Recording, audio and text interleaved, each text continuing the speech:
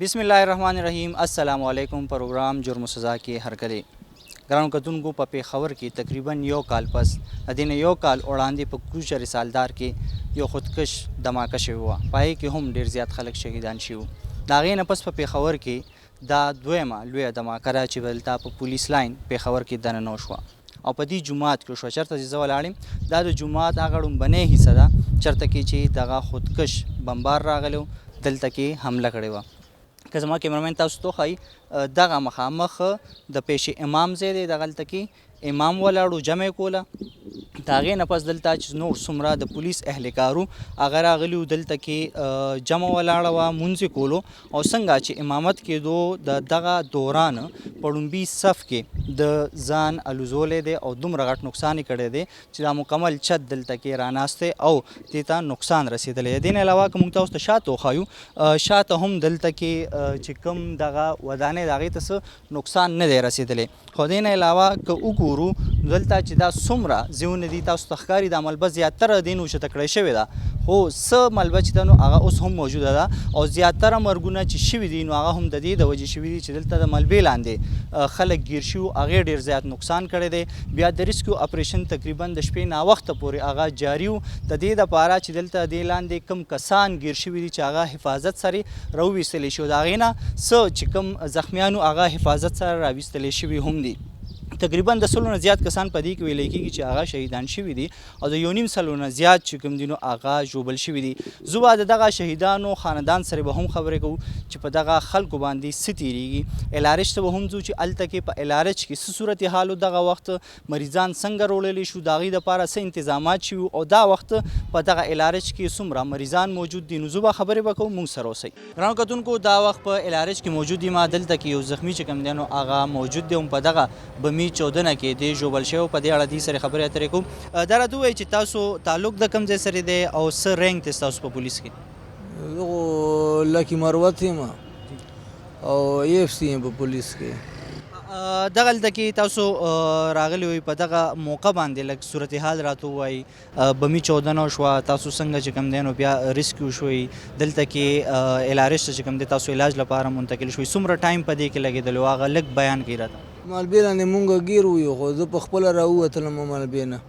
په هغه کې 700-800 کسان وو. هغې نه بعد موږ ریټ ته راوړو او دلته مو علاج وشو او اوس ناست یو امبولینس نه میلاویږي. بس اوس چېرته ځي تاسو دې ځای نه؟ موږ پولیس لین ته روان یو پولیس لین دپاره چېرې امبولینس لا څه غواړو. همالته کې پولیس لاین هسپتال ته که نه دې ځای نه ډسچارج شوي تاسو؟ دې ځای نه موږ ډسچارج شو هلته پولیس لین ته ځو. اوس دلته کې تاسو ته امبولینس نشته دی؟ او جی اوس په امبولینس نشته. صحیح. ګرانو کتونکو تاسو دې خبرې واورېدې چې دلته کې په دې بمي چودنه کې دوی ژوبل شوي وو. دلته کې علاج وشو د دغه الارش نه دوی چې کوم دی نو ډسچارج کړی شو خو دلته کې دوباره پولیس لاین ته تلو لپاره دلته کې اوس د امبولینس لپاره دوی هلته په ګنټو انتظار کوي. تر اوسه پورې دوی ته امبولینس چې کوم دی نو هغه نه دی فراهم کړی شوی. ګرانو کتونکو په دې پروګرام کې به نورې خبرې اترې هم کوو موږ سره اوسئ. ګرانو کتونکو دا وخت په الارش کې موجود یو. الارش ته زیاتره مریضان چې کوم دی نو هغه دلته کې روړلی شوي وو. د الارش ترجمان اسیم را سره موجود دی. سره په دې اړه خبرې کوم. اسیم دا راته ووایي چې سچویشن د الارش لپاره څومره سخت او څومره اقدامات شوي په دغه وخت باندې په دومره ایمرجنسي کې؟ جی بالکل یو غټه واقعه وه. 155 زخمیان او ورسره داسې 101 ډیډ باډیز موږ ته شفټ شوي دي. نو مشکلاتو دې کې هېڅ شک نشته ځکه چې کراوډ ډېر و خو نه موږ سره د سټاف کمی و نه مونږ ته د میډیسن کمی راغلی دی او نه مونږ ته د وینې کمی راغلی دی. بعض میسجونه چلیدل په سوشل میډیا باندې او د پنجاب د طرف نه هم چېرې زموږ ټیم در روان دی او هغه چونکې دغه دی نو هغه مونږ دې وجې نه بیا مونږ وویل چې لکه د الارچ یو هسټري ده دې نه مخکې هم بم بلاسټ کې تقریبا 300 کسان راغلي وو. نو زمونږ د الارچ ایمرجنسي د دې کیپیبل ده چې ټولو ته لکه مطلب ټریټمنټ ورکړي. ایون دونه ډاکټرانو نرسانې راغلي وي چې هغې ته د علاج مکمل ونه شو هغوی بار ولاړو. دویمه خبره دا ده چې زمونږ فارمیسي هم په الارچ په ایمرجنسي کې دننه ده. زمونږ سي ټي سکین هلته دی زمونږ ایکسریز هلته دي زمونږ ټول فیسیلیټیز انډر د ون روف دي. نو که مونږ ته چېرته د وینې ضرورت وي یا د سټاف ضرورت وي مونږ بالکل افیشیلي به مونږ چاته ویلي وو چېرې مونږ ته ضرورت دی. خو نه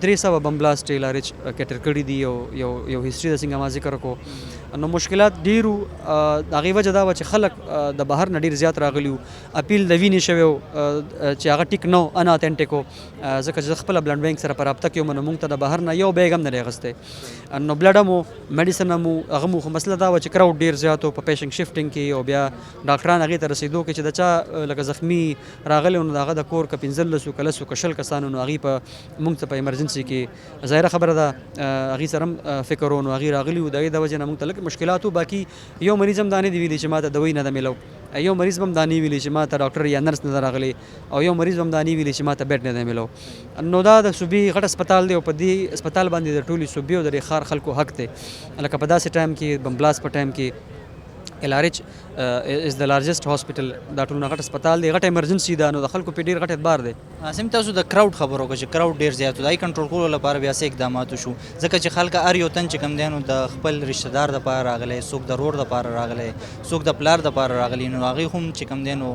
یاره یو سره هغه د تشویش ښکاری نو د لپاره بیا سه اقدامات شو مونږ سره خلک په دغه ټایم کې بیا ډېرې جګړې هم کوي لکه اوس فرض کړه د چا رور الله دې نه کړي یا پلار هغه زخمی وي او بمبلاست کې زخمی وي نو خلک ډیر زیات وریډ وي او هر سړی زوی چې ځانو رسوم ورته نو دې کې بیا موږ ته مشکلات دی چې زمونږ ایمرجنسي کې چې کوم ځای دی هغه ډک شي د خلکو نه نو زموږ خپل سکیورټي شته خو هغه بیا حالات دې ځله د هغې د کنټرول نه مو وته بیا د پولیس د کنټرول نه مو وته بیا آرمي راغله نو هغې حالات لږ کنټرول کړو نو بیا موږ ته پیشنټ شفټینګ کې او هغې ته رسېدو کې بیا ډېره اسانتیا وه نو په سهولیاتو کې هېڅ شک نشته دی خو دغه ټایم کې صرف دی چې کراود ډېر زیات شي موږ ته پرابلم دی اوسنۍ څه صورتحال دی څومره مریضان موجود دي کریټیکل پکې څومره دي د څومره علاج روان دی په LRH کې بالکل زموږ چې کوم ټیم دی د ډاکټرانو د نرسانو پیرامیډیکل سټاف هغې 24 اورز لګیا دي په خاصه توګه د دې علاج کیږي زه به دا ووایم چې یو ښه خبر دا دی چې سلو نه زیات مریضان د زخمیان د بم دماکې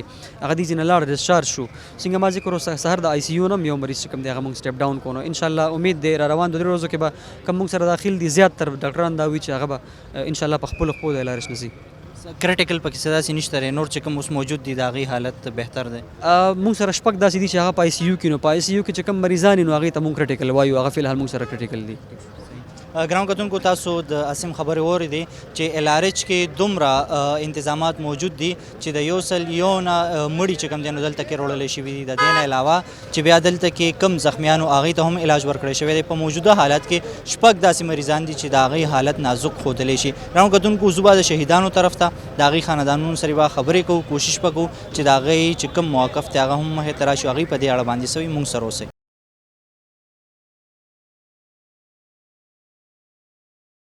ګرانو کتونکو د سلو نه زیات په دغه بمي چودنه کې کوم شهیدان دي پای کې یو عاطف مجیب هم و هغه کانسټیبل او د الکتریشن په حیث په دغه پولیس لاین کې خپلې ډیوټۍ ترسره کولې یو ځل په بمي چودنه کې هغه بچ شوی هم و هغه باندې هم بمي چودنه شوې وه د همګونه واپس چې کوم دی نو پېښور ته را روان و په دغه بمي چودنه کې هغه محفوظ پاتې شو خو ولې کله چې دا دویمه بمي چودنه وشوه نو هغه شهادت مرتبې ته ورسولو دا وخت موجود یو افرید آباد کې د پیښور علاقه کې د هغې خاندان له راغلیو هغې سره خبرې اترې کوو میرا بھائی تھا میں اس کی بہن ہوں یہ میرا تعارف ہے بس میں بد نصیب بہن ہوں میں ایک بہن ہوں اس کی میری 2 بہنیں پہلے فوت ہو چکی ہیں میں اکلوتی تھی میرے 2 بھائی تھے اب میرا ایک بھائی رہ گیا ہم ایک بھائی اور ایک بہن رہ گئے ان ظالموں نے مجھ سے میرا بھائی چھین لیے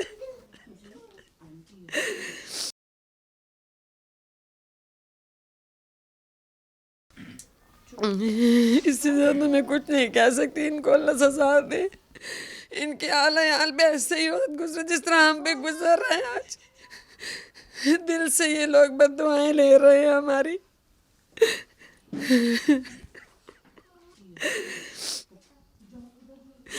بہت اچھا ہمارا وہ گزر رہا تھا بہت اچھا تھا ہمارا ایسا بھائی تھا کہ ہر دکھ درد پہ سب سے پہلے پہنچتا تھا کئی خاندان میں خوشی غمی ہوتی تھی سب سے پہلے آتے پہنچتے تھے علاقے والوں سے بے شک آپ پوچھ سکتے ہیں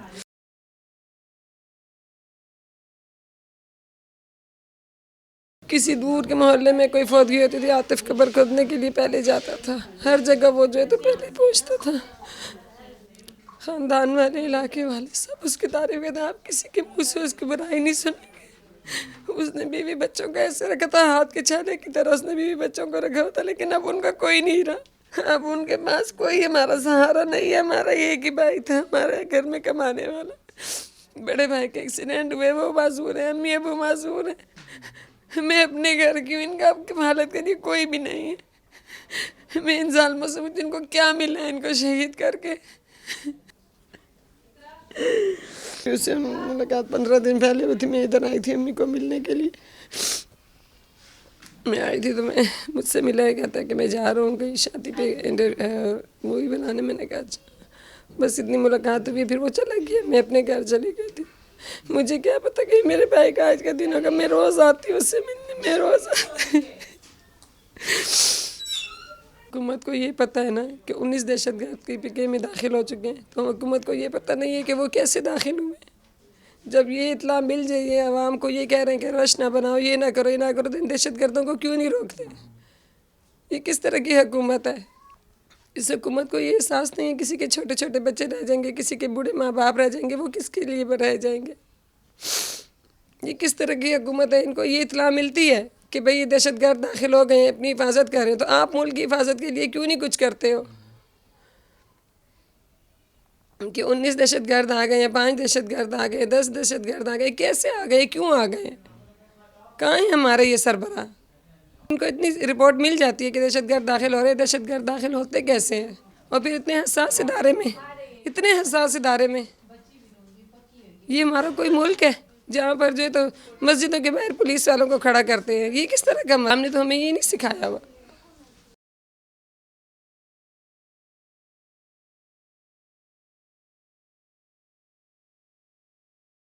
خاندان نے پورا پشاور ایک طرح سے اچڑ گیا ہے۔ بس یہ اس کے بارے میں بات کروں نا تو مجھے پتہ ہے آپ لوگ یہ شائع بھی نہیں کرو گے۔ کیوں؟ کہ میں آپ کو کہوں کہ اس کی حکومت کو ہی ہٹ جانا چاہیے، اس طرح کی حکومت ہمیں نہیں چاہیے۔ کیونکہ عمران خان کی پارٹی میں 3 سال اس نے حکومت کی ہے، کوئی دھماکہ نہیں ہوا، کوئی اس طرح کی دہشت گردی کا واقعہ نہیں سنا گیا۔ جب اس کی حکومت آتی ہے دہشت گردی شروع ہو جاتی ہے، جب اس کی حکومت آتی ہے دہشت گردی شروع ہو جاتی ہے۔ میرا تو یہ مطالبہ کہ یہ حکومت ہی چھوڑ دیں۔ ان کے ویسے بھی باہر ملکوں میں ان کے فلیٹس ہیں، باہر ملکوں میں یہ سب کچھ کرتے ہیں، چلے جائیں، دفع ہو جائیں، ہمارے ملک کو چھوڑ دیں، ہم سنبھال لیں گے اپنے ملک کو خود ہی۔ یہ ہماری عوام اللہ کا شکر بہت بہادر عوام ہے، وہ ان سیاستدانوں سے نہیں چاہتی کچھ بھی، بس وہ سب کچھ کر لے گی، لیکن کم از کم یہ حکومت چھوڑ دیں، ہم اپنے ملک کی حفاظت کر سکتے ہیں۔ کم از کم کسی کے گھر میں اس طرح کا قیامت تو نہیں ہوگی نا اس طرح کی، جس طرح آج ہمارے گھر میں اس طرح کئی گھروں میں ہیں، کچھ آج کچھ کل کچھ پرسوں کچھ شہید ہو گئے ہیں، کچھ وقت موقع پر شہید ہوئے، کچھ اسپتالوں میں شہید ہو گئے۔ کم از کم اس طرح کے حالات تو کسی کے گھر میں بھی نہیں ہوں گے نا۔ اور نہ پہلے تھے، ہمارے تو خواب و خیال میں بھی نہیں تھا کہ ہمارا بھائی صبح جائے گا سلام کر کے اور پھر چھٹی کے بعد تو آئے گا ہی نہیں۔ 9:45 8:30 9:45 ہوتے اوپر چڑھتے ہیں، امی السلام علیکم، میری امی کہتی ہے وعلیکم السلام بیٹا، صحیح سلامت جائیں، صحیح سلامت آئیں۔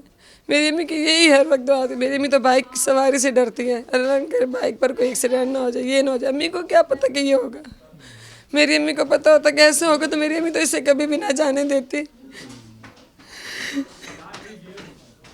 پنځه کالو شوې چې پولیس کې وه، او د خیره 2 هلکان دي او 3 جنکۍ وې، یو عاطف خو خدای وبخي لاړو، بل پاتې دی چې کله ډیوټۍ ته تلو نو بس سهار راتلو سلام دپاره سلام یې وکړو بس لاړو. زما اصل کې ټول خاندان دی جنکۍ چې دي سکول ټیچرې دي. په جګي روډ باندې بم دماکه نه وشوې، 2 جنکۍ چې رسېدلی هغه زما اتړ لویانې دي. دا زمونږ خاندان کې دا 2یم واقع وشو. ډېر خدمتي هلک و. 2مه 3مه ورځ به راغله، زما دا ګوډو تکلیف دی ټول مالش به یې وکړو. هفته 15 ورځې تېرې دی ابو روضه بهر به یې وښکلمه، هلته کرسۍ به واچوله، جامې رانه کوز کړې، ویې به رانبله. ډېر ورځې چې راته وایي راځه موټر سایکل باندې کېنولم، ټول خالي کې چې کله کولم ابو نندې خو به ځو، نندې خو به ځو، هغې لارې ماته خولې. ما ټول بچي نوخار کې پیدا شوي دي، د ظفر علي شاه مل کې هلته مونږ ما ډیوټي کوله ګریډ فرسټ الیکټریشن وم نو بس هلته نه بیا ښار ته چې رالو نو بیا د تعلیم معلیم وکړو بیا د بجلی کار یې زده کړو بیا الیکټریک سپروایزر شو سرټیفکیټ یې واخیسته هلته نه بیا د پولیس لین کې د دې سره تعلق جوړ شو هلته تللی کار دپاره نو بس هلته بیا خپله لین برابر کو او هلته کې نوکر شو او هلته څوک افسر و کرنل صاحب هغه بیا د هغه کو دا ټیسټ میس نه کوي کوارټ کې کا ونیو کې دی هلته بیا کورس یې وکړ هلته یې وکړو بس هلته نه راغله بیا پوخ پولیس لین کې بھرتي شو څه کار به وه نو نه به پوهېده نو بیا به ما نه به تپوس وکړو چې ابو پلان کې کار به څنګه کېږي پلان کې کنیکشن څنګه کېږي هر چیز بیا ما نه د معلومات کول هلک ډېر خدمت یې هلک هر چې به تلو برابر راغله ما ته او مور ته دعا سلام وکړو بیا به راغله ماښام چې راغله چې څه سامان و هغه به ښځه له ورکړو بره به په اول رالو مونږ ته سلام وکړو بیا به بل کار کول مونږ نه مطلب بغیر د ملاوېدو نه چېرته کار له به تلو نه نور څه کار داسې وه نو راله که زه کور کې نه یم نو مور سره به کېناسته سلام مصلحت به کول یعنی خپل دغې سره چېرې نه دی کړی هر یو کار چې به کوله به قاعده مور نه یا ما نه به سره اخیسته داسې وه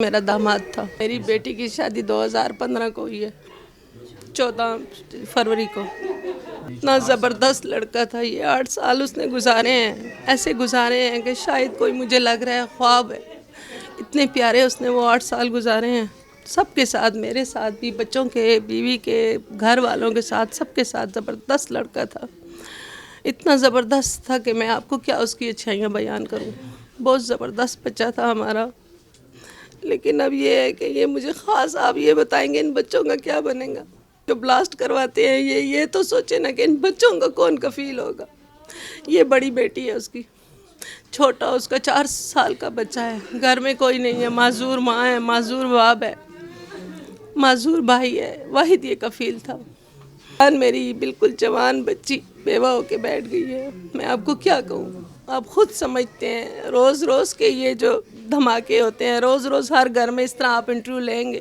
لیکن بنتا تو کچھ بھی نہیں ہے کیا ہو سکتا ہے ان انٹرویو سے کچھ نہیں ہوتا ہمارے دکھ پھر سے تازہ ہو جاتے ہیں ہم سب کو چھوڑ کے چلا گیا ہے اتنا زبردست بچہ تھا کہ میں آپ کو کیا بتاؤں اس کی سب اچھائیاں تھیں اس کی بالکل اچھائیاں تھیں جہاں سے پوچھتے تھے پوچھ گچھ کی ہے سب طرف سے اچھا ہی سب نے کہا ہے اس کی اتنی اچھائیاں تھیں کہ ہم نے رشتہ دیا ہے دوسری یہ ہے کہ قسمت کی بات ہوتی ہے اللہ کی طرف سے یہ ان کا رشتہ ہو گیا ہے میں کچھ نہیں کہہ سکتی میں تو ابھی تک یہ بھی نہیں سوچ سکتی کہ یہ کام ہو گیا ہے مجھے یقین نہیں آ رہا 3 دن ہو گئے ہیں میں یوں ہی دیکھتی ہوں میں کہتی ہوں ابھی دروازے سے آئے گا کھڑکی سے آواز کرے گا ادھر سے آئے گا امی کی آواز مجھے ابھی بھی آ رہی ہے مجھے کہے گا امی بچوں کو آواز دے گا خوشبخت کہاں ہے واصف کہاں ہے بیوی کو آواز دے گا اس کو جانو کہتا تھا جانو کہاں ہو اتنا زبردست انسان تھا خدا کے لیے بس یہ حکومت سے کہیں یہ دھماکے بند کر دیں ہم لوگ پس گئے ہیں ان دھماکوں سے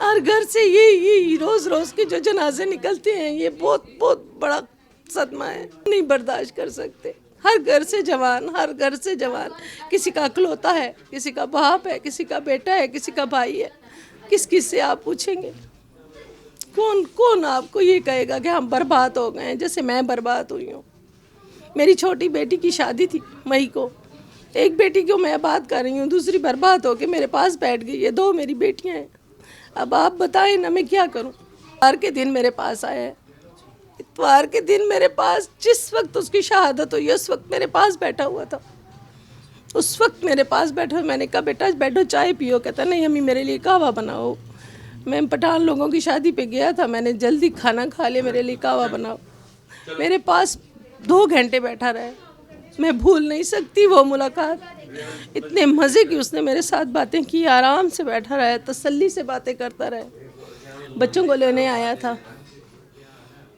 آخری ملاقات تقریباً 24 گھنٹے پہلے میرے پاس بیٹھا رہا تھا جس وقت وہ آیا ہے دوسری اسی وقت وہ بلاسٹ میں شہید ہو گیا 2 بجے کا ٹائم تھا मैं नमाज के लिए उठी हूँ तो मेरी बहू ने कहा अम्मी आवाज़ आई है कि ब्लास्ट हुआ है पुलिस लाइन में।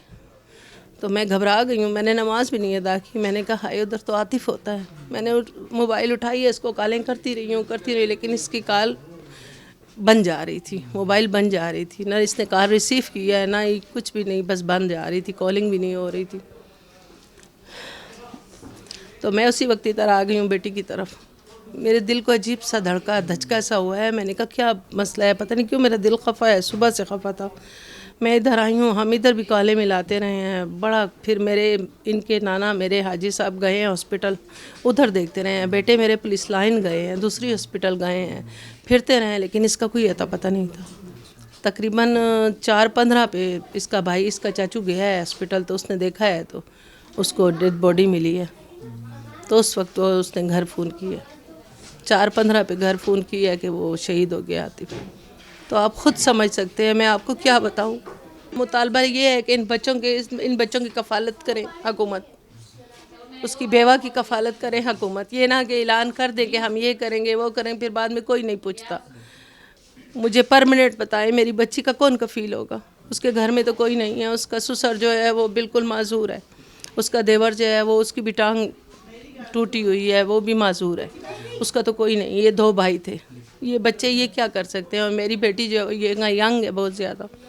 बस इसकी मेरी यही मुतालबा है कि हुकूमत इसका कुछ ना कुछ करे, तालीम के लिए, घर के लिए कुछ ना कुछ इनका मुझे जमा कशर रो 8/2009 की भर्ती शवी हो और उस सार दे इलाका के कसान लग गया हुई चे दलता चे पख्तून दे चे इनको स्पीकिंग दे चे माजर दे 4 सोक दे इलाका के सुखदा न हुई। चेहरा आतिस सर जमुंग न लगी, आतिस मुंग सर जंग कही, आतिस मुंग सर बदअखलाकी कही। इलाका सार दे कसान दे पकड़सो बने लग गया जिन्हें पूरी चा दा खबर नहीं करी आतिफ मुंग सर नाजायज़ कर दी या बदतमीज़ी कर दिया ना। अर्चा गम के बशर के दो, अर्चा गम खादी के बाद के दो, मक्के के दो। द डिपार्टमेंट से खबर कोर के न कोला चे डिपार्टमेंट के सिक्केगी सने केगी चरतनज़म खास खबर ना दे। बस यो जल मक्के में खुदे बचकड़े हंगू की ट्रेनिंग तले हो दे डिप्टी डे खान के लगे दिले मुहर्रम पर दौरान वापसी के रात लो ट्रक प्लान धमाका शो ने ट्रक के महफूज शो आगे कि वो कसान शहीद शवी दे खुदे हल तब बचकड़े दे चकोर तरात लो दे खुले ने खबर न आता खबर सिंह वकम बड़े तकलीफ बांधे दे अकल दागा बयान के चेमुंग सिंह मर्ग न खुदे बच दे आवाज़ रपेदो पूरा वजूद रपेदो दे यो जल मक्के धमाके न बच शवे दे बस दे जल खुदे पकड़ा मस्त अगर बना सार चे तलो का ना डिटेला न दे सार बर मोर सर नास्ते जमान नाश्तो को और दे चे वतो न दे सलाम दुआ कई और दे मक्के अकल लूर स्कूल न दा लूर दे दा कशर दा लूर दा स्कूल ने अकल रावस्तो दे दर्शन कालूनी सर दे स्कूल दे पुलिस लाइन नंबर आतलो द स्कूल में माशूम चतलो कोर्ट पर सोलो ब्या वापस पुलिस लाइन दतलो मा देते हुए चे ज इलाका के मुस मा लरे कार निश्ता ज कोर के खार के दन कार कोम न तो पुलिस लाइन ता लूर पसे मराजा ज पखला बेस्ता लूर रावालम ओदे चे सारतलो नमात मान तपोस के भाईजान तो कोर के माशूमान पसे बतलाड़ छे मा बेगम शा माशूमान पसे पखला डाड़ अगर कम रस बाने धमाका के दे चकोर न वतो न दे मा सारे खबर होना का बस दे उदास तो खपा बस दे खुले न सक जिसंग मुरझाया हुआ दागा नहीं मख दा से बस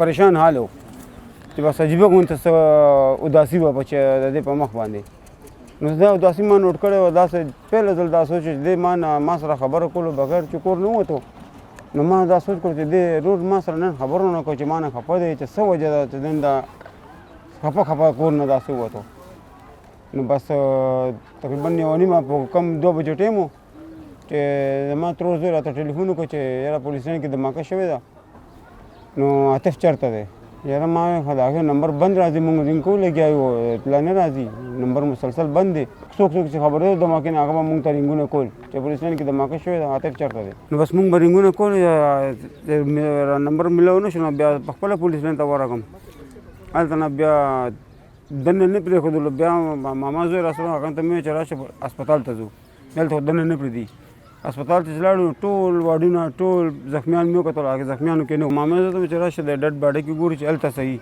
نو هلته تقریبا 1500 تابوتونه پروت وو، نو درېیم یا څلورم تابوت د دې و.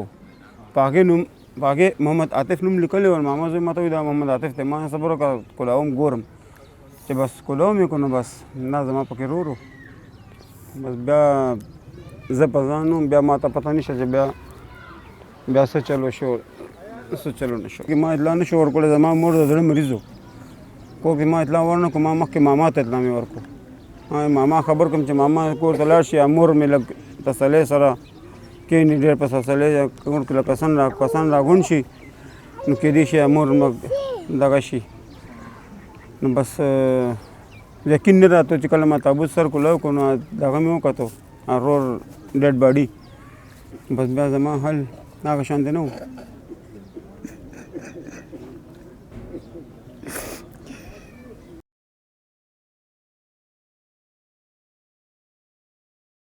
जीत जो था मेरा दामाद था। 14 फरवरी 2015 को इसकी बारात थी।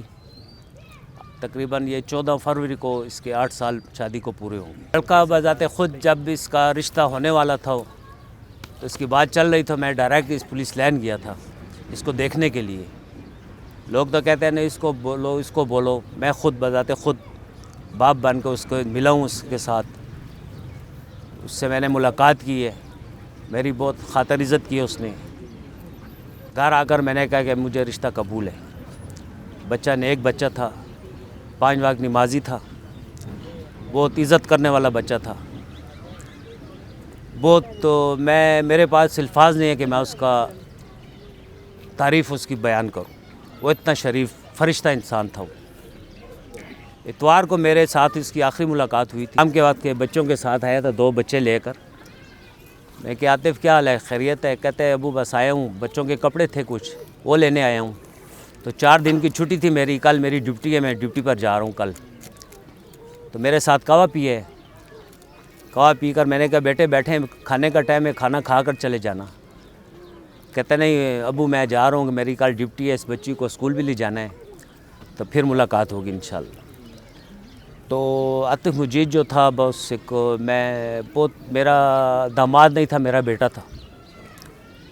बहुत हंसमुख, बहुत इखलाक, बहुत शरीफ। मैं जब उससे मिलता था मुझसे पहले वो खड़ा हो जाता था मुझसे मिलने के लिए कि अबू क्या हाल है। फ़ोन करता तो अस्सलाम वालेकुम अबू क्या हाल है, खैरियत हो, क्या हाल है। तो ये जिस दिन वाक़या हुआ है ये मैं शार पर ही था, तो मैंने मोबाइल खोल लिया, मोबाइल से देखा है फेसबुक पर ये इतला ये कि पुलिस लाइन में बम धमाका। तो मैंने मोबाइल ऑन किया, इसका नंबर मिलाया तो नंबर नहीं मिल रहा था। मैंने तकरीबन 200 कॉलें से किए, 200 कॉलें, कॉल का जवाब मुझे नहीं आ रहा था। फिर मैंने अपनी बच्ची को फ़ोन किया, मैंने कि बच्ची, मैंने कि क्या हाल है अबू, खैरियत, क्यों खैर हो। मैंने कि आतिफ किधर है। कहते हैं अबू आतिफ तो ऑफिस गया हुआ है। मुझे बच्ची कहती है कि अबू खैरियत तो है, क्यों। मैंने कहा यार मुझसे उसका ज़ाती काम था, थोड़ा था, मैंने इसलिए फ़ोन किया। फिर मैंने बेटे को फ़ोन किए, मैं कि बेटे आतिफ का नंबर नहीं मिल रहा, आप ट्राई करें। कहते हैं अबू आपसे मुझे पहले इतला मिली है, मैं भी ट्राई कर रहा हूँ, नहीं मिल रहा। तो मेरे दिल में बहुत वसवसे आ गए। मेरा बेटा बड़ा था, वो पुलिस लाइन चला गया है, मैं इधर रीडिंग अस्पताल चला गया हूँ, मेरे नज़दीक ही था खैबर बाज़ार से। मैं तकरीबन उधर 4-5 घंटे एक वार्ड एक चीज़ को मैंने देखा है कि आतिफ आतिफ आतिफ किधर नज़र नहीं आया। मुझे क्या पता था कि मुर्दा खाने में नीचे पड़ा हुआ है, तो मैं उस तरफ जा ही नहीं रहा, उस तरफ गुज़र रहा हूँ, जा ही नहीं रहा। मेरा दिल मुतमईन नहीं था, मेरा दिल नहीं मान रहा था कि मेरा दामाद मुर्दा खाने में होगा। बहरहाल 3-4 घंटे मैं इंतज़ार करने के बावजूद मैं फिर बेटे ने मुझे कॉल किया कि अबू किधर हो। मैंने कि मैं इधर हूँ। कहते अस्पताल आओ, मैंने ख़बर सुनी है कि आतिफ मुजीद शहीद हो गया। फिर आप यकीन माने टांगों में न सा था, ज़ुबान बिल्कुल खुश हो गई। मुझे बहुत हिम्मत से पानी पिलाकर मुझे अस्पताल फिर लेकर आए। फिर तो जब लिस्ट देखी तो लिस्ट में आतिफ मुजीद का नाम था। तो बस क्या कहे, बस